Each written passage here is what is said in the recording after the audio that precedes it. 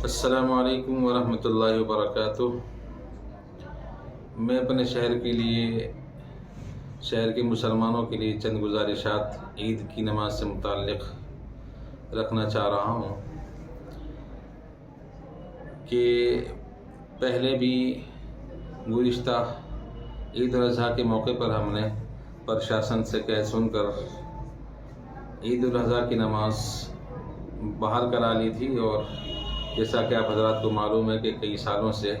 سرکار کی طرف سے سڑک پر نماز پڑھنے پر پابندی لگائی جا رہی ہے، لیکن پچھلی مرتبہ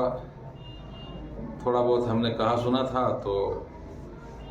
عید الاضحیٰ کی نماز باہر ہو گئی تھی، لیکن اس وقت میں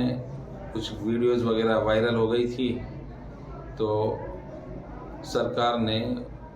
پرشاسن کے لوگوں پر، جو ہمارے یہاں کے اس وقت کے SHO صاحب تھے، ان کے اوپر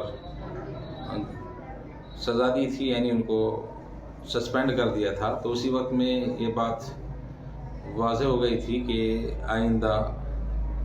ہمیں باہر سڑک پر نماز پڑھنے کی اجازت نہیں ملے گی۔ تو میں اپنے سبھی شہر کے مسلمانوں سے یہ درخواست کر رہا ہوں کہ ہم نے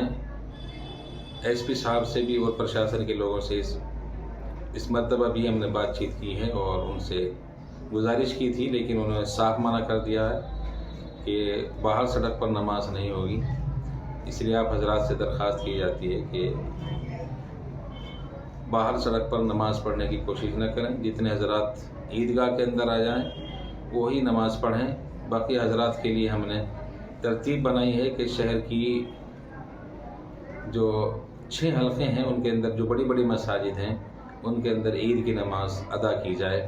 اور ہم نے جو شہر کے جو ذمہ دار ہیں، جو حلقے کے ذمہ دار ہیں، ان سے کہہ دیا ہے کہ وہ ایک ترتیب بنا لیں اور اسی کے مطابق پھر عید کی نماز اپنی مساجد کے اندر، بڑی مساجد کے اندر ادا کریں۔ عیدگاہ کے اندر عید کی نماز 6:45 بجے اور یہاں جامع مسجد میں 7:15 بجے ہوگی، اور درخواست کی جاتی ہے کہ ہم نے سویرے عیدگاہ کے اندر نماز رکھی ہے تاکہ عیدگاہ کے اندر پہلے نماز ہو جائے اور اس کے بعد میں پھر تمام مساجد میں ہو جائے۔ اور دوسری مجھے گزارش یہ ہے کہ ہماری جو عیدگاہ ہے یہ پورے شہر کے لیے ناکافی ہے، اور جو سنت طریقہ ہے کہ عید کی نماز شہر سے باہر پڑھی جائے، وہ بھی اب ہماری عیدگاہ کا شرعی حکم نہیں رہا ہے۔ تو